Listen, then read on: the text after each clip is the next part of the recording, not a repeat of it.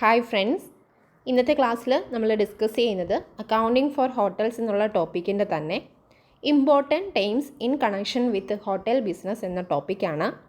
ഈ ഒരു ഹെഡിൽ അഥവാ ഹോട്ടൽ ബിസിനസ്സുമായിട്ട് റിലേറ്റഡ് ആയിട്ട് വരുന്ന കുറച്ച് ഇമ്പോർട്ടൻറ്റ് ടൈംസ് ആണ് നമുക്ക് ഈ ഒരു ഹെഡിൽ പഠിക്കാനുള്ളത്. അതിലെ ഫസ്റ്റ് ടൈമാണ് ഇന്നത്തെ ക്ലാസ്സിൽ നമ്മൾ ഡിസ്കസ് ചെയ്യുന്നത്. That is room rates and basis of charging room rate. എന്താണ് റൂം റേറ്റ് എന്ന് പറഞ്ഞാൽ, അതേപോലെ ഈ റൂം റേറ്റ് കാൽക്കുലേറ്റ് ചെയ്ത് ചാർജ് ചെയ്യുന്നതിൻ്റെ ബേസ് എന്താണ്, എങ്ങനെ ഈ റൂം റേറ്റ് കാൽക്കുലേറ്റ് ചെയ്യാം, ഏതൊക്കെ ബേസിസിൽ കാൽക്കുലേഷൻ നടത്താമെന്നാണ് ഇന്നത്തെ ക്ലാസ്സിൽ ഡിസ്കസ് ചെയ്യുന്നത്. അപ്പം റൂം റേറ്റ് അഥവാ റൂം റെൻറ്റ് എന്ന് പറഞ്ഞാൽ എന്താണ്, അതിൻ്റെ മീനിങ് എന്നാണ് ഫസ്റ്റ് സെൻറ്റൻസ് പറയുന്നത്. The higher charges of the accommodation provided to the guest by the hotel are known as room rates. Room rate അഥവാ റൂം റെൻറ്റ് എന്ന് പറഞ്ഞാൽ എന്താണ്, ഒരു ഹോട്ടലിൽ ഗസ്റ്റ് അഥവാ കസ്റ്റമേഴ്സ് വന്ന് താമസിക്കുമ്പോൾ അവരിൽ നിന്ന് ഈടാക്കുന്ന ഹോട്ടൽ ബിസിനസ് ഈടാക്കുന്ന ആ ഹയർ ചാർജിനെയാണ് റൂം റെൻറ്റ്, റൂം വാടക എന്നൊക്കെ നമ്മൾ പറയുന്നത് അല്ലേ. അതുതന്നെയാണ് റൂം റെൻറ്റ് എന്ന് പറയുന്നത്. The higher charges of the accommodation provided by the hotel. ഇപ്പോൾ ഹോട്ടലിൽ വന്ന് താമസിക്കുമ്പോൾ അക്കോമഡേഷൻ പ്രൊവൈഡ് ചെയ്യുന്നു, അതിന് പകരമായിട്ട് അവരിൽ നിന്ന് ഗസ്റ്റിൽ നിന്ന് കളക്ട് ചെയ്യുന്ന എമൗണ്ടിനെയാണ് ആ ഒരു അക്കോമഡേഷൻ പ്രൊവൈഡ് ചെയ്യുന്നതിൻ്റെ ഭാഗമായിട്ട്, അത് യൂസ് ചെയ്യുന്നതിൻ്റെ ഭാഗമായിട്ട് ഗസ്റ്റ് കൊടുക്കേണ്ട എമൗണ്ടാണ്, ഹോട്ടലിന് കൊടുക്കേണ്ട എമൗണ്ടിനെയാണ്, ഹയർ ചാർജിനെയാണ് ഈ റൂം റേറ്റ് അഥവാ റൂം റെൻറ്റ് എന്നതുകൊണ്ട് ഉദ്ദേശിക്കുന്നത്. These should be fixed properly as the maximum revenue is derived from letting out of the accommodation. അപ്പോൾ ഒരു ബിസിനസ്സിനെ സംബന്ധിച്ച് അവർക്ക് മാക്സിമം പ്രോഫിറ്റ് അഥവാ റവന്യൂ ജനറേറ്റ് ചെയ്യുക എന്ന ഉദ്ദേശത്തിൽ തന്നെയായിരിക്കും എന്ത് ചെയ്യുന്നത്, ഈ ഒരു റൂം റേറ്റ് അവർ ഫിക്സ് ചെയ്യുക. എന്നാൽ അത് ഫെയർ ആയിരിക്കണം എന്നുള്ളത് നിർബന്ധമാണ്. അപ്പോൾ എങ്ങനെയാണ് ഒരു റൂം റേറ്റ് കാൽക്കുലേറ്റ് ചെയ്യേണ്ടത് എന്നുള്ളതാണ് നെക്സ്റ്റ് തന്നിരിക്കുന്നത്. അപ്പം റൂം റേറ്റ് കാൽക്കുലേറ്റ് ചെയ്യുന്നതായിട്ട് റിലേറ്റഡ് ആയിട്ടുള്ള ഒരു ഇക്വേഷനാണ് തൊട്ട് താഴെ തന്നിരിക്കുന്നത്. ഇമ്പോർട്ടൻ്റ് ആണ്. ഈ റൂം റേറ്റ് കാൽക്കുലേറ്റ് ചെയ്യുന്ന ഇക്വേഷൻ മനസ്സിലാക്കി പഠിക്കാമെന്നുണ്ടെങ്കിൽ നമുക്ക് തൊട്ട് താഴെയുള്ള ഒരു ഇല്ലുസ്ട്രേഷനും അതുമായിട്ട് റിലേറ്റഡ് ആയിട്ട് എങ്ങനെ വർക്കൗട്ട് ചെയ്യാമെന്നാണ് പറയുന്നത്. അപ്പോൾ റൂം റേറ്റ് കാൽക്കുലേറ്റ് ചെയ്യാനായിട്ടുള്ള ഇക്വേഷൻ നമുക്ക് നോക്കാം. Room rate is equal to estimated cost of operation. Estimated cost of ഓപ്പറേഷൻ്റെ കൂടെ എന്തുകൂടെ ആഡ് ചെയ്യുന്നു, expected fair return on investment add ചെയ്യുന്നു, ഡിവൈഡഡ് ബൈ, അത് രണ്ടും കൂടെ ആഡ് ചെയ്തതിന് ശേഷം എന്തുകൊണ്ട് ഡിവൈഡ് ചെയ്യുക, number of available rooms that can be let out into occupancy rate. എന്താണ് അതിൽ ഓരോ ഐറ്റം എന്ന് നമുക്ക് ഒന്നുകൂടെ നോക്കാം. എന്താണ് റൂം റേറ്റ് എങ്ങനെ കാൽക്കുലേറ്റ് ചെയ്യാമെന്നുള്ള ഒരു ഇക്വേഷനാണ് പറഞ്ഞിരിക്കുന്നത്.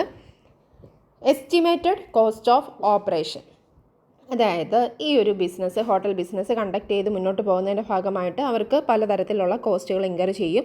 ആ കോസ്റ്റ് ഓഫ് ഓപ്പറേഷൻസുമായിട്ട് റിലേറ്റഡ് ആയിട്ട് അവരൊന്ന് ജസ്റ്റ് എസ്റ്റിമേറ്റ് ചെയ്യുകയാണ്, ഏകദേശം എത്ര കോസ്റ്റ് ഇതുമായി ബന്ധപ്പെട്ട് അവർക്ക് ഉണ്ടാകുന്നുണ്ട്, പല രീതിയിൽ അവർക്ക് സർവീസ് പ്രൊവൈഡ് ചെയ്യുന്നതിൻ്റെ ഭാഗമായിട്ട് ഉണ്ടാകുന്ന കോസ്റ്റ് എത്രയാണെന്നൊന്ന് എസ്റ്റിമേറ്റ് ചെയ്യുന്നു. ആ കോസ്റ്റ് മാത്രം ആ റെൻ്റായിട്ട് അവരിൽ നിന്ന് കളക്ട് ചെയ്താൽ മതിയോ, പോരാ, പകരം അതിൻ്റെ കൂടെ എന്തും കൂടെ ആഡ് ചെയ്യേണ്ടതായിട്ട് വരുന്നു, ഫെയർ റിട്ടേൺ ഓൺ ഇൻവെസ്റ്റ്മെൻറ്റ് എന്ന് പറയുന്ന ഒരു കാര്യം കൂടെ അതിൻ്റെ കൂടെ അവർ ആഡ് ചെയ്യും അല്ലേ. നമ്മൾ കോസ്റ്റിന് മാത്രമാണോ ഒരു സെയിൽ നടത്തുക, അല്ല, അതിൻ്റെ കൂടെ പ്രോഫിറ്റൂടെ ചേർത്താണല്ലോ. അതേപോലെ തന്നെ ഹോട്ടൽ ബിസിനസ്സിൽ അവർ എന്താണ് ചെയ്യുന്നത്, ഈ എക്സ്പെക്റ്റഡ് കോസ്റ്റ് ഓഫ് ഓപ്പറേഷൻ്റെ കൂടെ എന്ത് കാര്യം കൂടെ ആഡ് ചെയ്യുന്നു, ആ കോസ്റ്റിൻ്റെ ഇത്ര പെർസെൻറ്റേജ് അവർക്ക് റിട്ടേൺ വേണമെന്ന് ആഗ്രഹിക്കുന്നുണ്ടെങ്കിൽ, അല്ലെങ്കിൽ എത്രയാണ് അവർ ഫിക്സ് ചെയ്തിരിക്കുന്ന ROI, റിട്ടേൺ ഓൺ ഇൻവെസ്റ്റ്മെൻറ്റ് എന്ന് പറഞ്ഞാൽ അവർ ഫിക്സ് ചെയ്തിരിക്കുന്ന എമൗണ്ട് എത്രയാണോ ആ ഒരു റേറ്റ് അനുസരിച്ച് ഒരു എമൗണ്ട്, ഒരു ഫിക്സഡ് ഫെയർ ആയിട്ടുള്ള ഒരു എക്സ്പെക്റ്റഡ് റേറ്റ് ഓഫ് റിട്ടേൺ എന്ന് പറയുന്ന ഒരു കാര്യം കൂടി, റിട്ടേൺ ഓൺ ഇൻവെസ്റ്റ്മെൻറ്റ് കൂടി കോസ്റ്റ് ഓഫ് ഓപ്പറേഷൻ്റെ കൂടെ ആഡ് ചെയ്യുന്നു. ഫോർ എക്സാമ്പിൾ, ഒരു 1,00,000 രൂപയാണ് ഒരു കോസ്റ്റ് ഓഫ് ഓപ്പറേഷനായിട്ട് വരുന്നതെന്നുണ്ടെങ്കിൽ ആ കോസ്റ്റ് ഇൻകർ ചെയ്യുന്നതിൻ്റെ ഭാഗമായിട്ട് കോസ്റ്റ് മാത്രം മതിയോ അവർക്ക് റിക്കവർ ചെയ്താൽ മതിയോ റൂം റെൻറ്റിലൂടെ, അല്ല, പകരം ആ 1,00,000-ൻ്റെ ഒരു 10% കൂടി അവർ പ്രോഫിറ്റ് ഏൺ ചെയ്യാൻ ഉദ്ദേശിക്കുന്നുണ്ടെങ്കിൽ ആ 1,10,10,000 റൂം റെൻറ്റ് ഫിക്സ് ചെയ്യുന്നതിലൂടെ റിക്കവർ ചെയ്യാനായിട്ട് അവർ ഉദ്ദേശിക്കുന്നത്. അപ്പോൾ അങ്ങനെ അവർ എക്സ്പെക്റ്റ് ചെയ്യുന്ന fair rate of return on investment എന്ന് പറയുന്നതും കൂടി ഏതിൻ്റെ കൂടെ ആഡ് ചെയ്യുക, എസ്റ്റിമേറ്റഡ് കോസ്റ്റ് ഓഫ് ഓപ്പറേഷൻ്റെ കൂടെ ആഡ് ചെയ്യുന്നു. അതാണ് ന്യൂമറേറ്റർ എന്ന് പറയുന്നത്. ഡിനോമിനേറ്ററായിട്ട് വരുന്ന ഐറ്റം എന്താണ്, number of available rooms that can be let out. Let ഔട്ടിന് കൊടുക്കാനായിട്ട് ഈ ഒരു ഹോട്ടൽ ബിസിനസ്സുമായി ബന്ധപ്പെട്ട് എത്ര റൂംസ് അവൈലബിൾ ആണ് എന്നുള്ളതിൻ്റെ എണ്ണമാണ് നമ്മൾ ഡിനോമിനേറ്ററായിട്ട് എടുക്കുന്നത്. എത്ര നമ്പർ ഓഫ് റൂംസ് അവൈലബിൾ ആണ് ഇൻറ്റു എന്തും കൂടെ അതിനെ എന്തുകൊണ്ട് മൾട്ടിപ്ലൈ ചെയ്യുക, ഒക്യുപ്പൻസി റേറ്റ്. ഒക്യുപ്പൻസി റേറ്റ് എന്താണെന്ന് നമ്മൾ ഡീറ്റെയിൽഡ് ആയിട്ട് അടുത്ത ക്ലാസ്സിലേക്ക് നമ്മൾ പഠിക്കും. ഇത് കഴിഞ്ഞിട്ടുള്ള അടുത്തൊരു ഹെഡും ടോപ്പിക്കുമാണ് ഒക്യുപ്പൻസി റേറ്റ് എന്ന് പറയുന്നത്. എന്താണ് റൂം ഒക്യുപ്പൻസി റേറ്റ് എന്നൊക്കെ ഡീറ്റെയിൽഡ് ആയിട്ട് നമുക്ക് അവിടെ പറയാവുന്നതാണ്. അതായത് ഒരു ഹോട്ടൽ ബിസിനസ്സിനെ സംബന്ധിച്ച് എത്ര നമ്പർ ഓഫ് റൂംസ് അവർക്ക് അവൈലബിൾ ആണോ അതിൽ എത്ര റൂംസിൽ ഗസ്റ്റ് ഇപ്പോൾ താമസിക്കുന്നുണ്ട്, അല്ലെങ്കിൽ കസ്റ്റമേഴ്സ് ഒക്യുപ്പൈ ചെയ്തിട്ടുണ്ട് എന്ന് പറയുന്ന ഒരു റേറ്റിനെയാണ് റൂം ഒക്യുപ്പൻസി റേറ്റ് എന്നൊക്കെ പറയുന്നത്. അത് നമ്മൾ കാൽക്കുലേറ്റ് ചെയ്യുന്നതിനെ പറ്റി ഡീറ്റെയിൽഡ് ആയിട്ട് പഠിക്കാവുന്നതേ ഉള്ളൂ. അതായത് സിമ്പിളായിട്ട് പറഞ്ഞാൽ ഒരു ഹോട്ടലിൽ ഒരു 100 റൂമാണ് ലെറ്റ് ഔട്ടിന് വേണ്ടി അവൈലബിൾ ആവുന്നത്. അതിൽ എത്ര റൂമിൽ ഗസ്റ്റുകൾ ഇപ്പോൾ ഒക്യുപ്പൈ ചെയ്തിട്ടുണ്ട്, അല്ലെങ്കിൽ എത്ര റൂം ഇപ്പം ഗസ്റ്റ് ഒക്യുപ്പൈഡ് ആണ്, അല്ലെങ്കിൽ ഗസ്റ്റിന് ലെറ്റ് ഔട്ട് ചെയ്തിട്ടുണ്ട് ആ ബിസിനസ് എന്നുള്ളത് നോക്കാം. 100 റൂമിൽ ഒരു 80 റൂമിലും ഗസ്റ്റുകൾ താമസിക്കുന്നുണ്ട്, ഒക്യുപ്പൈഡ് ആണ് എന്നുണ്ടെങ്കിൽ അവിടുത്തെ റൂം ഒക്യുപ്പൻസി റേറ്റ് എത്രയാണ്? 80% ആണ്. കാരണം ഔട്ട് ഓഫ് 100ൽ 80 റൂംസ് ഒക്യുപ്പൈഡ് ആണ്. അപ്പോൾ 80/100 എന്ന് പറഞ്ഞാൽ എത്ര പെർസെൻറ്റേജ് ആണ്? 80%. 80% അടുത്ത റൂം ഒക്യുപ്പൻസി റേറ്റ് ആണ്. അപ്പോൾ 100 റൂംസ് ആണ് ലെറ്റ് ഔട്ടിന് വേണ്ടി അവൈലബിൾ ആവുന്നത് എന്നുണ്ടെങ്കിൽ മാക്സിമം ലെവലിൽ തന്നെ കീപ്പ് ചെയ്യുന്നതാണ് പ്രോഫിറ്റബിളായിട്ട് മാക്സിമം റിസോഴ്സ് യൂട്ടിലൈസ് ചെയ്ത് പോകാനായിട്ട് അവർക്ക് നല്ലത്. അപ്പോൾ 100% ഒക്യുപ്പൻസി റേറ്റ് വരുന്നു എന്നതിൻ്റെ അർത്ഥം എന്താ? 100 റൂംസ് അവർക്ക് അവൈലബിൾ ആണെങ്കിൽ അതിലെ 100 റൂംസും എന്ത് ചെയ്തിരിക്കുകയാണ്? ലെറ്റ് ഔട്ട് ചെയ്തിരിക്കുകയാണ്, അല്ലെങ്കിൽ ഗസ്റ്റ് ഒക്യുപ്പൈ ചെയ്തിരിക്കുന്നു എന്ന മീനിങ് ആണ് ഒക്യുപ്പൻസി റേറ്റ് എന്നതുകൊണ്ട് ഉദ്ദേശിക്കുന്നത്. അപ്പോൾ ഇവിടെ റൂം റേറ്റ് കാൽക്കുലേറ്റ് ചെയ്യുന്നതിൻ്റെ ഇക്വേഷനാണ് നമ്മൾ പറഞ്ഞത്. മെയിനായിട്ട് ന്യൂമറേറ്ററിലും ഡിനോമിനേറ്ററിലും വരുന്ന ഐറ്റംസ് എന്തൊക്കെയാണെന്ന് നമ്മൾ കൃത്യമായിട്ട് മനസ്സിലാക്കിയാൽ നമുക്ക് ഈ ഇക്വേഷൻ കാണാതെ പഠിക്കേണ്ട, മനസ്സിലാക്കി വെച്ചാൽ മാത്രം മതിയാകും. അപ്പോൾ നമ്മൾ എന്ത് ചെയ്തു?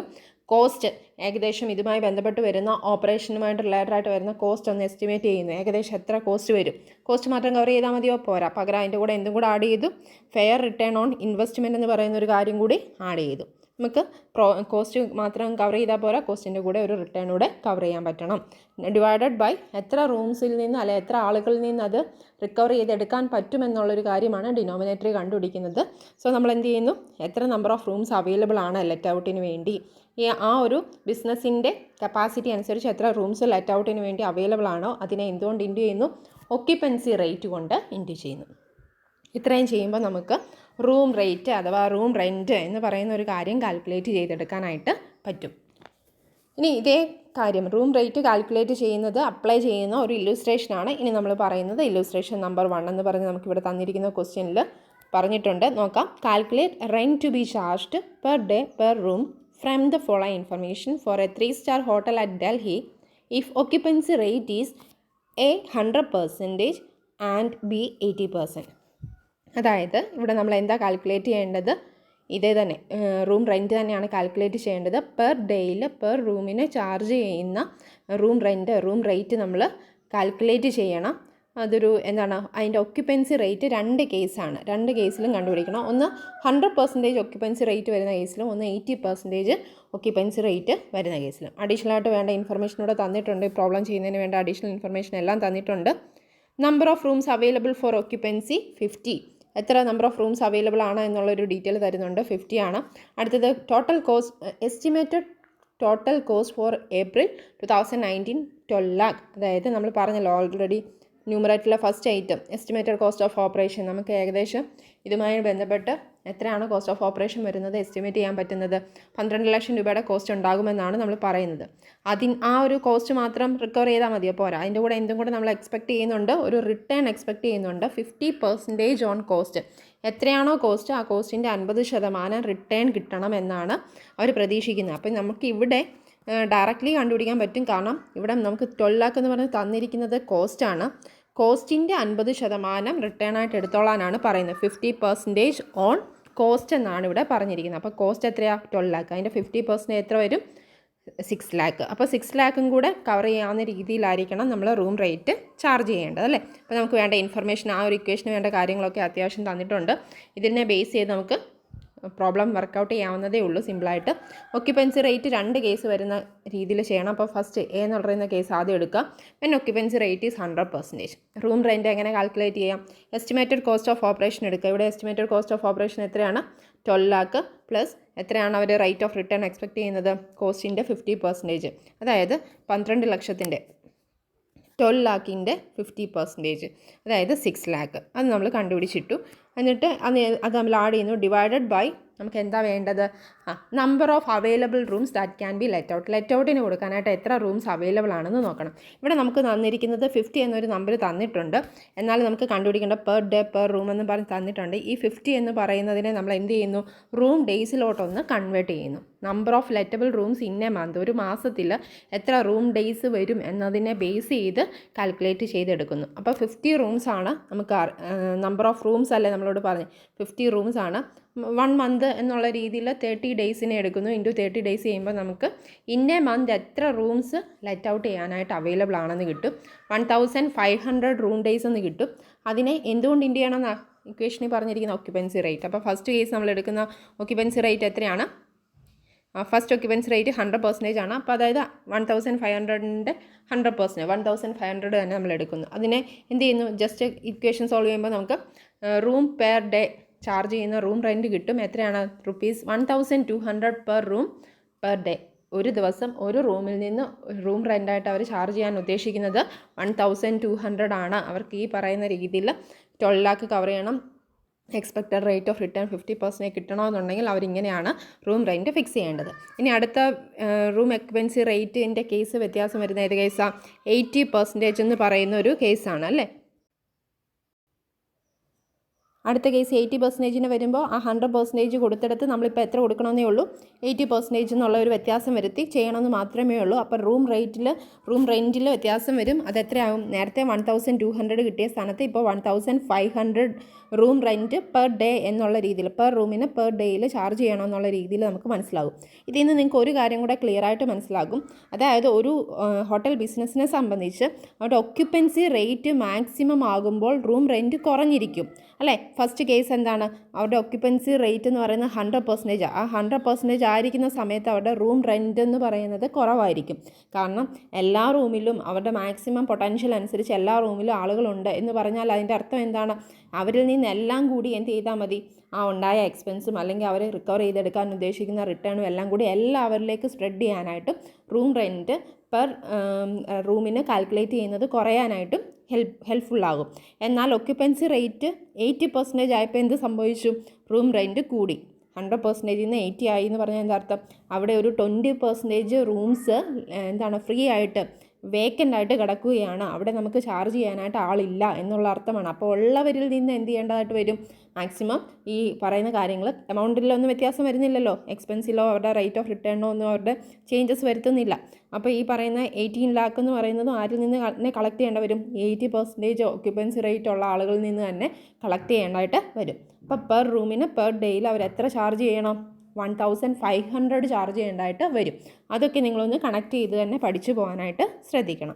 അപ്പോൾ നമ്മളിപ്പോൾ പറഞ്ഞത് റൂം റേറ്റ് എന്താണ്, എങ്ങനെ റൂം റേറ്റ് കാൽക്കുലേറ്റ് ചെയ്യാം, ഇക്വേഷൻ എങ്ങനെ അപ്ലൈ ചെയ്ത് ഒരു ഇല്ലുസ്ട്രേഷൻ വർക്കൗട്ട് ചെയ്യാമെന്ന് വരെയാണ് നമ്മളിവിടെ പറഞ്ഞത്. അടുത്ത സെൻറ്റൻസ് നോക്കുക.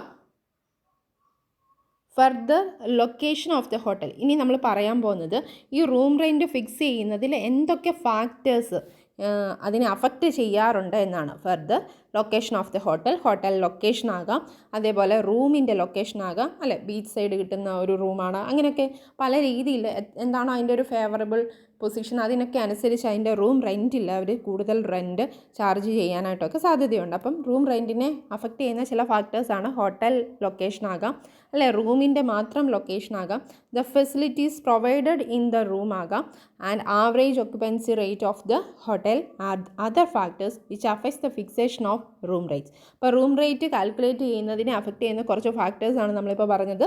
റൂമിൻ്റെ ലൊക്കേഷൻ ആകാം, ഹോട്ടലിൻ്റെ ലൊക്കേഷൻ ആകാം, അല്ലെങ്കിൽ റൂമിൽ നമുക്ക് തരുന്ന ഫെസിലിറ്റീസ് ആകാം, അതേപോലെ ആവറേജ് ഒക്യുപ്പൻസി റേറ്റ് ആ ഹോട്ടലിൻ്റെ എത്രത്തോളം ഉണ്ട്. ഈ ഫാക്ടേഴ്സ് എല്ലാം നമ്മുടെ റൂം റെൻറ്റിനെ അഫക്റ്റ് ചെയ്യുന്ന കാര്യങ്ങളാണ്. ഇനി നമ്മൾ നമ്മുടെ ടോപ്പിക്കിൽ പറഞ്ഞതുപോലെ റൂം റേറ്റ് എന്താണെന്ന് ഇപ്പോൾ ഓൾറെഡി നമ്മൾ ഡിസ്കസ് ചെയ്ത് കഴിഞ്ഞു. ഇനി അടുത്ത ഒരു ഹെഡായിട്ട് വരുന്ന കാര്യമാണ് basis of charging room rate. Room rate charge ചെയ്യുന്നതിന് എന്ത് ബേസിലാണ് നമുക്ക് ഈ റൂം റേറ്റ് കാൽക്കുലേറ്റ് ചെയ്യാൻ പറ്റുക? നമ്മൾ പറഞ്ഞല്ലോ പെർ റൂമിന് പെർ ഡേയിൽ ചാർജ് ചെയ്യുന്ന ഈ 1200 1500 എന്നൊക്കെ നമ്മൾ എമൗണ്ട് കണ്ടുപിടിച്ചു. അത് ഏത് ബേസിസിൽ ചാർജ് ചെയ്യണം എന്നുള്ളതാണ് ഇനി പറയുന്നത്. അതായത് there are different bases of charging room rates for the accommodation provided to the guest, but a hotel may adopt the basis according to its own convenience. അപ്പോൾ നമ്മളിനി പറയാൻ പോകുന്നത് 3 ബേസിസ് ആണ്. ഒരു റൂം റേറ്റ് എങ്ങനെയൊക്കെ ഒരു ഹോട്ടൽ ബിസിനസ്സുമായി ബന്ധപ്പെട്ട് room rent charge ചെയ്യാനായിട്ട് പറ്റുമെന്നുള്ള ഒരു 3 ബേസ് ആണ് പറയാനുള്ളത്. ഏതൊക്കെയാണ് 3 ബേസ്? അതിൽ ഒന്നാമത്തേത് ബേസിസ് ഓഫ് 24 hours. 24 hour ബേസിസിലായിരിക്കും അവിടെ റൂം റെൻറ്റ് കാൽക്കുലേറ്റ് ചെയ്യുന്നത്. അടുത്തെന്ന് പറയുന്നത് basis of night spend. Night time അവിടെ സ്പെൻഡ് ചെയ്യുന്നുണ്ടോ ഇല്ലയോ എന്നതിനെ ബേസ് ചെയ്തായിരിക്കും എമൗണ്ട് ചാർജ് ചെയ്യുന്നത്. Next basis of check out time. Already ഒരു സ്പെസിഫിക് ആയിട്ടുള്ളൊരു ചെക്ക് ഔട്ട് ടൈം ഫിക്സ് ചെയ്തിട്ടുണ്ടാകും. ആ ഒരു ടൈമിനുള്ളിൽ ചെക്ക് ഔട്ട് ചെയ്യുന്നുണ്ടോ ഇല്ലയോ എന്നതിനെ ബേസ് ചെയ്ത് ചാർജ് ചെയ്യുന്ന റൂം റെൻറ്റ് ചാർജ് ചെയ്യുന്ന രീതിയിലുള്ള ഒരു തേർഡ് ബേസിസ് ആണ് on the basis of check out time. ഇതാണ് ഈ 3 ബേസിസ് ആണ് എന്തിന് ഉള്ള ഒരു കാര്യം, റൂം റെൻറ്റ് ചാർജ് ചെയ്യുന്നതിൻ്റെ ബേസായിട്ട് നമുക്ക് പറയാനായിട്ട് പറ്റുന്നത്. അതിലെ ഫസ്റ്റ് വണ്ണാണ് നമ്മൾ ഇനി പറയാൻ പോകുന്നത്, basis of charging room rates. Basis of charging room rates എന്ന് പറയുന്നതിൽ ഫസ്റ്റ് ബേസ് ഏതാണ്? Basis of 24 hours. 24 hour ബേസിസിൽ റൂം റെൻറ്റ് കാൽക്കുലേറ്റ് ചെയ്യുക എന്നുള്ളതാണ് ഇനി പറയുന്നത്. Under this system, a guest is charged a specific amount for a stay of 24 hours or part thereof. അതായത് ഒരു ഹോട്ടലിൽ ഒരു ഗസ്റ്റ്, ഒരു കസ്റ്റമർ 24 hours സ്റ്റേ ചെയ്യുന്നുണ്ട്, 24 hours അവിടെ സ്പെൻഡ് ചെയ്യുന്നുണ്ട് എങ്കിൽ അദ്ദേഹത്തിൻ്റെ കയ്യിൽ നിന്നും ആ ഒരു മിനിമം ഗ്യാരൻറ്റീഡ് എമൗണ്ട്, 1 ഡേയുടെ മിനിമം ഗ്യാരൻറ്റീഡ് എമൗണ്ട് എത്രയാണോ, അവിടെ പറഞ്ഞിരിക്കുന്ന എമൗണ്ട് എത്രയാണോ അത് ചാർജ് ചെയ്യും എന്ന് പറയുന്ന രീതിയാണ് 24 hour ബേസിസ് എന്ന് പറയുന്നത്. അണ്ടർ ദി സിസ്റ്റം ഗസ്റ്റിന് ചാർജ് ചെയ്യുന്നത് എങ്ങനെയാണ്? Guest is charged a specific amount for a stay of 24 hours or part thereof. ഒരു 24 hours ഗസ്റ്റ് അവിടെ സ്പെൻഡ് ചെയ്യുന്നുണ്ട് എന്നുണ്ടെങ്കിൽ തീർച്ചയായിട്ടും 1 ഡേയുടെ ചാർജ് അവരിൽ നിന്ന് എമൗണ്ട് കളക്ട് ചെയ്യും. ഇനി 24 hours കുറവാണ് അവിടെ സ്പെൻഡ് ചെയ്യുന്നത് എന്നുണ്ടെങ്കിലും ഒരു മിനിമം ഗ്യാരൻറ്റീഡ് എമൗണ്ട് എന്നുള്ള രീതിയിൽ 1 ഡേയുടെ ഒരു റെൻറ്റ് ചാർജ് ചെയ്യുന്ന രീതിയാണ് 24 hour ബേസിസ്. അപ്പോൾ സിംപ്ലി പറഞ്ഞാൽ എന്താ, നമ്മളൊരു ഹോട്ടലിൽ ചെല്ലുന്നു, നമ്മൾ ചെല്ലുന്ന ആ ഒരു സമയം മുതൽ, ചെക്ക് ഇൻ ചെയ്യുന്ന സമയം മുതൽ 24 hours വരെ അവിടെ സ്പെൻഡ് ചെയ്യുന്നുണ്ടെങ്കിലും നമ്മൾ എന്ത് ചെയ്യണം? 24 hour വരെയോ അതിൽ കുറവോ സ്പെൻഡ് ചെയ്താൽ ഒരു ദിവസത്തെ റെൻറ്റ് നമ്മൾ കൊടുക്കണം. ഇനി 24 hours എക്സീഡ് ചെയ്യുന്നു, 24 എന്നുള്ളത് 25 ആയാലോ നമ്മൾ അടുത്ത ദിവസത്തെയും കൂടെ റെൻറ്റ് കൊടുക്കേണ്ടതായിട്ട് വരുന്നു. 2 ദിവസത്തെ റെൻറ്റ് കൊടുക്കേണ്ടതായിട്ട് വരുന്നു. ഈ 24 എന്നുള്ള സ്ഥാനത്ത് 25 മുതൽ 48 വരെയും നമ്മൾ എന്ത് ചെയ്യണം? 2 ദിവസത്തെ റെൻറ്റ് കൊടുക്കേണ്ടതായിട്ട്, 48 hours വരെ സ്പെൻഡ് ചെയ്താലും 2 ദിവസത്തെ റെൻറ്റ് കൊടുക്കേണ്ടതായിട്ട് വരും. അതാണ് ഈ 24 hour ബേസ് എന്ന് പറഞ്ഞാൽ. 24 മണിക്കൂർ നമുക്ക് എന്ത് ചെയ്യാൻ പറ്റും? 1 ഡേയുടെ എമൗണ്ട് കൊടുത്ത് അവിടെ സ്പെൻഡ് ചെയ്യാനായിട്ട് കഴിയും. ഇനി അതിൽ കുറവാണ് നമ്മൾ സ്പെൻഡ് ചെയ്യുന്നത്, 24 hours വരെ നമ്മൾ ആകെ 2 മണിക്കൂർ അവിടെ സ്പെൻഡ് ചെയ്തുള്ളൂ എന്ന് പറഞ്ഞാൽ പോലും എന്ത് ചെയ്യേണ്ട വരും? മിനിമം എമൗണ്ട് ആയിട്ട് 1 ഡേയുടെ എമൗണ്ട് തന്നെ കൊടുക്കേണ്ടതായിട്ട് വരുന്ന ഒരു രീതിയാണ്. അപ്പോൾ ഏറ്റവും മിനിമം ഗ്യാരൻറ്റീഡ് എമൗണ്ട് എത്ര വരും? 1 ഡേ റെൻറ്റ് വന്നിരിക്കും. So, even if he stays less than 24 hours in a hotel, he is required to pay minimum guaranteed charge for 1 full day of 24 hours. അതാണ് നമ്മളിപ്പോൾ പറഞ്ഞത്. ഇനി 24 hours പ്രൊപ്പോർഷണലി പറഞ്ഞ് proportionally rent കുറയ്ക്കാനൊന്നും പോകുന്നില്ല. ഒരു മിനിമം ഗ്യാരൻറ്റീഡ് ചാർജ് എന്ന് പറഞ്ഞ് ഒരു ഫുൾ ഡേയുടെ 24 hours 24 hours എമൗണ്ട് എത്രയാണോ അത് കൊടുക്കേണ്ടതായിട്ട് വരുന്ന കേസാണ്. ഇഫ് ദ ഗസ്റ്റ് കണ്ടിന്യൂസ് ഈ സ്റ്റേ ബിയോണ്ട് 24 hours, എന്നാൽ ഈ 24 hours കഴിഞ്ഞിട്ട് അവിടെ സ്പെൻഡ് ചെയ്യുന്നുണ്ടെങ്കിൽ, അവിടെ സ്റ്റേ ചെയ്യുന്നുണ്ടെങ്കിൽ, then he will have to pay the charge for another 24 hours. അങ്ങനെയെങ്കിൽ വീണ്ടും അടുത്ത 24 hours, അതായത് അടുത്ത ഒരു ദിവസം കൂടി അവിടെ റെൻറ്റ് കാൽക്കുലേറ്റ് ചെയ്യുന്നതിൻ്റെ കൂടെ കൺസിഡർ ചെയ്യുന്ന ഒരു രീതിയാണ് 24 hour basis room rent calculation. Room rent calculate ചെയ്യുന്നതിൽ, ചാർജ് ചെയ്യുന്നതിൽ 24 hour ബേസിസ് എന്ന് പറഞ്ഞാൽ ഇത്രയേ ഉള്ളൂ. അപ്പോൾ വളരെ സിമ്പിളായിട്ട് നമുക്ക് ഒരു പ്രോബ്ലം വർക്കൗട്ട് ചെയ്യുമ്പോൾ അത് നിങ്ങൾക്ക് കൂടുതൽ ക്ലിയർ ആവും. എന്താണ് ഇല്ലുസ്ട്രേഷൻ 2 പറഞ്ഞിരിക്കുന്നത് നോക്കുക. Illustration 2. Mr. Ravi arrives in New Delhi and occupies a room in a 5-star hotel at 10 a.m. on 11th October 2019 on European plan at rupees 4,000 for a stay of every 24 hours or a part thereof. Calculate the amount payable by Mr. Ravi in the following circumstances, assuming that service charge is also payable at 10% in addition to room rate. If എന്ന് പറഞ്ഞ ഒരു 4 case താഴോട്ട് തന്നിട്ടുണ്ട് അല്ലേ. അപ്പം mister Ravi എന്ന് പറയുന്ന ഒരു വ്യക്തി ന്യൂഡൽഹിയിൽ വന്നു. അദ്ദേഹം ഒരു റൂം ഓക്യുപ്പൈ ചെയ്യുവാണ്. ഒരു 5-star ഹോട്ടലിൽ വന്നൊരു റൂം എടുക്കുവാണ്. അദ്ദേഹം റൂം ചെക്ക് ഇൻ ചെയ്യുന്ന ഒരു ടൈം പറയുന്നുണ്ട്. 2019 11th October എന്ന് പറയുന്ന ഡേറ്റിൽ 10 മണിയാണ് അദ്ദേഹം എന്ത് ചെയ്യുന്നത്, ആ ഹോട്ടലിൽ ചെക്ക് ഇൻ ചെയ്യുന്നത്. ഏത് പ്ലാൻ അനുസരിച്ചാണ് അദ്ദേഹത്തെ വാല്യൂ ചെയ്യുന്നത്? ആ ഒരു ഗസ്റ്റിൻ്റെ ടൈപ്പ് പ്ലാൻ ഏതാണ്? യൂറോപ്യൻ പ്ലാനാണ്. നമ്മൾ ഓൾറെഡി പറഞ്ഞാണ് യൂറോപ്യൻ പ്ലാനും അമേരിക്കൻ പ്ലാനും ഒക്കെ. അക്കമഡേഷൻ മാത്രമുള്ള, മീൽസ് ഇല്ല, അക്കമഡേഷൻ മാത്രമുള്ള, അക്കമഡേഷൻ ഒൺലി എന്ന് പറയുന്ന ഒരു കേസാണ് യൂറോപ്യൻ പ്ലാൻ. അപ്പോൾ എത്ര ദിവസം നിൽക്കുന്നോ അത്ര ദിവസത്തെ എമൗണ്ട് ആയിരിക്കും കൊടുക്കേണ്ടി വരിക. അക്കമഡേഷൻ്റെ മാത്രം എമൗണ്ട് നോക്കിയാൽ മതിയാവും. യൂറോപ്യൻ പ്ലാൻ എത്രയാണ് അതിൻ്റെ റേറ്റ് പറയുന്നത്? Room rent ₹4,000 for a stay of 24 hours. അപ്പോൾ ഓരോ ഫോർ എവറി 24 hours 4,000 വെച്ചാണ് ചാർജ് ചെയ്യുന്നത്. ഇനി അതിൻ്റെ പാർട്ട് എത്രയാണോ ആ പാർട്ടിനും അതേ എമൗണ്ട് തന്നെയായിരിക്കും ചാർജ് ചെയ്യുന്നത്. Calculate the amount payable by mister Ravi. അപ്പം താഴെ പറയുന്ന സാഹചര്യങ്ങളിൽ എത്ര എമൗണ്ട് കൊടുക്കണം എന്ന് ചോദിക്കുന്നുണ്ട്. അതിൻ്റെ കൂടെ തന്നെ ഒരു കാര്യം കൂടെ പറയുന്നുണ്ട്. Assuming that service charge is also payable.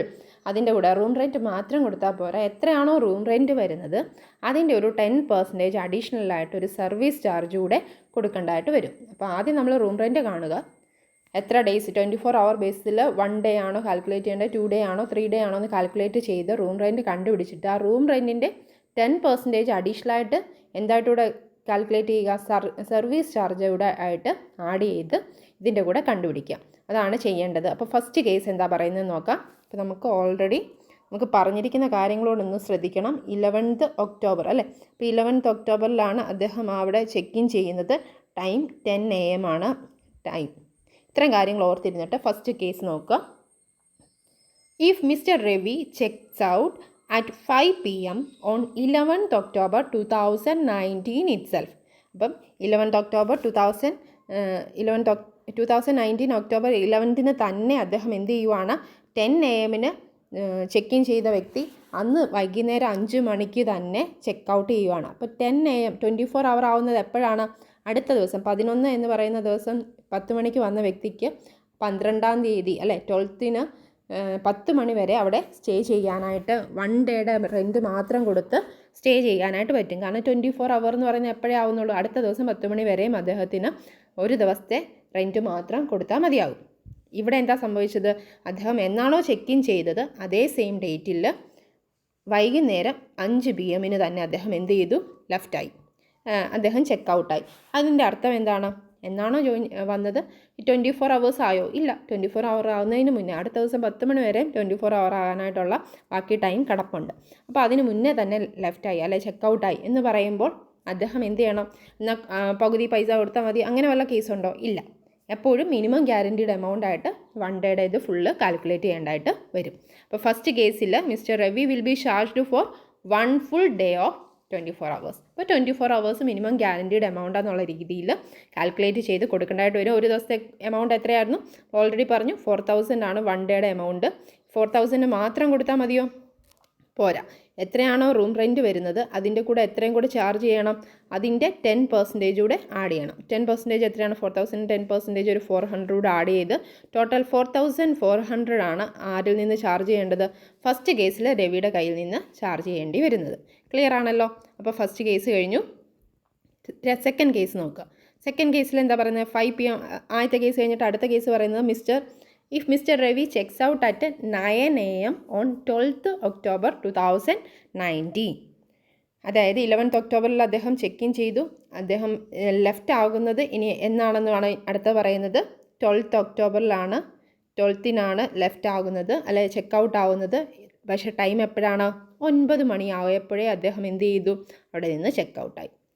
അതായത് 11th October 11ാം തീയതി 10 മണിക്ക് വന്ന വ്യക്തിക്ക് 12ാം തീയതി 10 മണി വരെയും ഒറ്റ ദിവസത്തെ റെൻറ്റ് കൊടുത്തുകൊണ്ട് നിൽക്കാമെന്ന് പറയുന്ന ബേസാണ് 24 hours ബേസിസ്. ഇവിടെ അദ്ദേഹം എന്ത് ചെയ്തു? 10 മണിക്ക് മുന്നേ അല്ല 10 മണിക്ക് പോയാലും അദ്ദേഹം എന്ത് കൊടുത്താൽ മതി? 24 hourൻ്റെ എമൗണ്ട് കൊടുത്താൽ മതി. ഇവിടെ 12th October തൊട്ടടുത്ത ദിവസം 9 മണിയായപ്പോഴേ അദ്ദേഹം എന്ത് ചെയ്തു? ചെക്ക് ഔട്ട് ചെയ്തു. അപ്പോൾ അദ്ദേഹത്തിന് എത്ര ദിവസത്തെ റെൻറ്റ് കൊടുക്കേണ്ടി വരും? ഇവിടെയും അദ്ദേഹം ഒരു 1 dayയുടെ മാത്രം റെൻറ്റ് കൊടുക്കേണ്ട ആവശ്യമേ വരുന്നുള്ളൂ. സോ സെക്കൻഡ് കേസിൽ എന്താ സംഭവിക്കുക? Mister Ravi will be charged for 1 full day of 24 hours. അപ്പോൾ ഫസ്റ്റ് പറഞ്ഞ അതേ കേസിൽ പറഞ്ഞ പോലെ 4,000 വരും. അതിൻ്റെ കൂടെ 10% കൂടെ സർവീസ് ചാർജ് കൂടെ ആഡ് ചെയ്ത് ടോട്ടൽ 4,400. സെക്കൻഡ് കേസിലും എന്ത് ചെയ്യേണ്ടതായിട്ട് വരും? അദ്ദേഹം പേയ്മെൻറ്റ് നടത്തേണ്ടതായിട്ട് റൂം റെൻറ്റ് കൊടുക്കേണ്ടതായിട്ട് വരും. ഇനി തേർഡ് കേസ് നോക്കുക. If mister Ravi checks out at 2 PM on 12th October 2019. 11th October വന്ന വ്യക്തി 12th പോകുന്നത്. 12th ഏത് ടൈമിലേ പോകുന്നുള്ളൂ? അന്ന് ഉച്ചയ്ക്ക് 2 മണിക്ക് മാത്രമാണ് 2 PM ചെക്ക് ഔട്ട് ചെയ്യുന്നത്. അങ്ങനെയാണെങ്കിലോ 12 ഒക്ടോബർ 10 മണിക്ക് വന്നെങ്കിൽ 12-ാം തീയതി 11 ഒക്ടോബർ 10 മണിക്കാണ് ചെക്ക് ഇൻ ചെയ്തതെങ്കിൽ 12 ഒക്ടോബർ 10 AM വരെ 1 ഡേ ആയിട്ട് കണക്കാക്കും അല്ലേ. 24 മണിക്കൂർ പൂർത്തിയാകുന്ന എപ്പോഴാണ്? അടുത്ത ദിവസം 10 മണി വരെ ഒരു ദിവസമായിട്ട് കണക്കാക്കും. അത് കഴിഞ്ഞ് എത്ര എക്സ്ട്രാ ടൈം നിൽക്കുന്നുണ്ടെങ്കിലും, എത്ര പാർട്ട് എക്സ്ട്രാ ടൈം നിൽക്കുന്നുണ്ടെങ്കിലും അത് അടുത്ത 24 അവറിൻ്റെ കാൽക്കുലേഷനിലോട്ട് പോകും. അതുകൊണ്ട് തന്നെ 12-ാം തീയതി 10 മണിക്ക് ശേഷം അദ്ദേഹം സ്പെൻഡ് ചെയ്തത് പിന്നെ എത്രയാണ്? 2 മണി വരെ അദ്ദേഹം സ്പെൻഡ് ചെയ്യുന്നു. അപ്പോൾ വീണ്ടും അദ്ദേഹത്തിൻ്റെ അടുത്ത 24 അവറിൻ്റെ അകത്ത് വരുന്നത് കൊണ്ട് അദ്ദേഹത്തിന് 2 ദിവസത്തെ റെൻറ്റ് ഈ ഒരു കേസിൽ കൊടുക്കേണ്ടതായിട്ട് വരും. അപ്പോൾ എങ്ങനെ നമുക്ക് പറയാം? Mister Ravi will be charged for 2 days. 2 ഡേയ്സിലെ റെൻറ്റ് കൊടുക്കേണ്ടതായിട്ട് വരും. 2 ഡേയ്സിലെ റെൻറ്റ് എത്ര വരും? 1 ഡേയിലേക്ക് 4000. അപ്പോൾ 2 ഡേയിലേക്ക് എത്രയാണ്? 8000 റുപ്പീസ് റെൻറ്റ് കൊടുക്കേണ്ടി വരും. അതിൻ്റെ കൂടെ അപ്പോൾ അതിൻ്റെ 10% സർവീസ് ചാർജ് കൂടെ കൂട്ടി 8800 ആണ് അദ്ദേഹം എന്ത് ചെയ്യേണ്ടി വരുന്നത്? റെൻ്റായിട്ട് കൊടുത്തിട്ട് പോകേണ്ടി വരുന്നത്. മനസ്സിലായല്ലോ? അപ്പോൾ അദ്ദേഹത്തിൻ്റെ സ്റ്റേ എന്ത് ചെയ്തു? 24 അവേഴ്സിലും കൂടി. എന്നാൽ 48 അവേഴ്സിൽ കൂടിയോ? ഇല്ല. അപ്പോൾ 24 അവേഴ്സിൽ കൂടിയതുകൊണ്ട് തൊട്ടടുത്ത ദിവസം കൂടെ കണക്ക് കൂട്ടി 2 ദിവസം എന്നുള്ള കണക്കിൽ 8800 അദ്ദേഹം പേയ്മെൻറ്റ് നടത്തേണ്ടതായിട്ട് വന്നു. ഇനി ലാസ്റ്റ് ഒരു കേസും കൂടിയുണ്ട്. ആ ഒരു കേസിൽ എപ്പോഴാണ് ലെഫ്റ്റ് ആവുന്നത്, ചെക്ക് ഔട്ട് ആവുന്നതെന്ന് നോക്കുക. If mister Ravi checks out at 10 AM on 13 October 2019. അപ്പോൾ ഒന്ന് പറഞ്ഞു നോക്കിക്കേ, 11 ഒക്ടോബറിന് വന്ന വ്യക്തി എന്നാണ് ലെഫ്റ്റ് ആകുന്നത്? 13 ഒക്ടോബറിന്. നമുക്ക് പെട്ടെന്ന് തോന്നുമ്പോൾ എന്താണ് അവിടെ എത്ര ദിവസം എന്നൊക്കെ ഉള്ളതൊന്ന് ചിന്തിക്കണം. ടൈമിനും ഇമ്പോർട്ടൻസ് ഉണ്ട്. 13-ാം തീയതി രാവിലെ 10 മണിക്കാണ് അദ്ദേഹം ചെക്ക് ഔട്ട് ചെയ്യുന്നത്. 11 ഒക്ടോബറിന് വന്നു. അപ്പോൾ എന്ത് ചെയ്തു? 11 ഒക്ടോബർ മുതൽ 12 ഒക്ടോബർ 10 മണി വരെയും അദ്ദേഹത്തിന് ഒരു ദിവസത്തെ എമൗണ്ട് കൊടുക്കണം. വീണ്ടുമോ 13 ഒക്ടോബർ 10 മണി വരെ 2-ാം ദിവസത്തെ എമൗണ്ടും കൊടുക്കാം. അദ്ദേഹം കൃത്യം എന്ത് ചെയ്തു? 13-ാം തീയതി 10 മണിയായപ്പോൾ ചെക്ക് ഔട്ട് ചെയ്തു. സോ അദ്ദേഹം എത്ര ഡേയ്സിൻ്റെ എമൗണ്ട് മാത്രം ഈ ഒരു കേസിൽ കൊടുത്താൽ മതി? ഇദ്ദേഹം ഇവിടെയും 2 ഡേയ്സിലെ എമൗണ്ട് കൊടുത്താൽ മതി. കാരണം 10 മണി വരെയും എന്തിനുള്ള പ്രൊവിഷനുണ്ട്? 24 അവർ കംപ്ലീറ്റ് ആവുന്ന ടൈമായിട്ട് കണക്കാക്കുന്നുണ്ട്. അതുകൊണ്ട് എപ്പോൾ വന്നോ അടുത്ത ദിവസം ആ ഒരു ടൈം വരെ അദ്ദേഹത്തിന് 24 അവറിൻ്റെ കവറേജ് കിട്ടും. അതുകൊണ്ട് തീർച്ചയായിട്ടും 24 അവർ കവർ ചെയ്ത് എക്സസ് ചെയ്തിട്ടില്ല. സോ അദ്ദേഹത്തിന് 2 ഡേയ്സിലെ റെൻറ്റാണ് ഈ ഒരു കേസിലും ചാർജ് ചെയ്യുന്നത്. Mister Ravi will be charged 2 days rent. അപ്പോൾ 2 ഡേയ്സ് റെൻ്റ് എന്ന് പറഞ്ഞാൽ നമ്മൾ തൊട്ട് മുകളിൽ പറഞ്ഞ പോലെ ടോട്ടൽ എത്ര എമൗണ്ട് വരും? 8000 2 ഡേയ്സിലേക്ക് വരും. അതിൻ്റെ കൂടെ 800 കൂടെ സർവീസ് ചാർജ് ചേർത്ത് 8800 ഈ ഒരു കേസിലും അദ്ദേഹം ടോട്ടൽ റെൻ്റായിട്ട് ചാർജ് കൊടുക്കേണ്ടതായിട്ട് വരും. ഇതാണ് ഇല്ലുസ്ട്രേഷൻ 2-ൻ്റെ മൊത്തത്തിലുള്ളൊരു കൺക്ലൂഷൻ നമുക്ക് പറയാൻ പറ്റുക. നമ്മൾ ഇത്രയും പറഞ്ഞത് എന്താണ്? 24 അവർ ബേസിസിൽ എങ്ങനെ കാൽക്കുലേഷൻ ചെയ്യാമെന്നാണ്. ഇപ്പോൾ നിങ്ങൾക്ക് കുറച്ചുകൂടെ ക്ലിയർ ആയി കാണും. പ്രോബ്ലം കൂടെ വർക്കൗട്ട് ചെയ്യുമ്പോൾ എന്താ നമ്മളിവിടെ ഉദ്ദേശിച്ചത്? 24 മണിക്കൂർ ഒരു ഹോട്ടലിൽ ഒരു വ്യക്തി സ്റ്റേ ചെയ്യുന്നുണ്ടെങ്കിൽ മാത്രം എങ്ങനെ കണക്കാക്കണം? ചെക്ക് ഇൻ ചെയ്ത ടൈമും ചെക്ക് ഔട്ട് ചെയ്യുന്ന ടൈമും തമ്മിൽ കമ്പയർ ചെയ്ത് നോക്കണം. എന്നിട്ട് 24 മണിക്കൂർ എന്താണ് 24 മണിക്കൂർ എന്ന് പറഞ്ഞാൽ നമുക്ക് കൃത്യം അറിയാമല്ലോ, ഒരു ദിവസം എന്നുള്ള രീതിയിൽ. അപ്പോൾ എന്നാണോ ചെക്ക് ഇൻ ചെയ്യുന്നത് അന്നത്തെ ആ ഒരു ടൈം കൂടെ കൺസിഡർ ചെയ്യുക. ഇന്ന് 1 മണിക്കാണ് ചെക്ക് ഇൻ ചെയ്തതെങ്കിൽ അടുത്ത ദിവസം എന്താണ് ഇന്ന് 1 PM ചെക്ക് ഇൻ ചെയ്തെങ്കിൽ അടുത്ത ദിവസം 1 PM വരെ അദ്ദേഹത്തിന് 1 ഡേയുടെ മാത്രം റെൻറ്റ് കൊടുത്ത് നിൽക്കാൻ പറ്റുമെന്നുള്ള ഒരു ബേസാണ് basis of 24 hours. Okay students, നമ്മൾ ഇന്നത്തെ ക്ലാസ്സിൽ റൂം റെൻറ്റ് കാൽക്കുലേറ്റ് ചെയ്യുന്നതിൻ്റെ ഫസ്റ്റ് ബേസ് മാത്രമാണ് പറഞ്ഞത്, ബേസിസ് ഓഫ് 24 അവേഴ്സ്. അതിൻ്റെ ഒരു ഇല്ലുസ്ട്രേഷനും നമ്മൾ ഡിസ്കസ് ചെയ്തു ഡീറ്റെയിൽഡ് ആയിട്ട്. ഇനി നമുക്ക് അടുത്ത 2 ബേസിസ് കൂടെ നമുക്ക് അടുത്ത ക്ലാസ്സിലായിട്ട് ഡിസ്കസ് ചെയ്യാം. ബേസിസ് ഓഫ് നൈറ്റ് സ്പെൻഡും ബേസിസ് ഓഫ് ചെക്ക് ഔട്ട് ടൈമും. Okay students, thank U.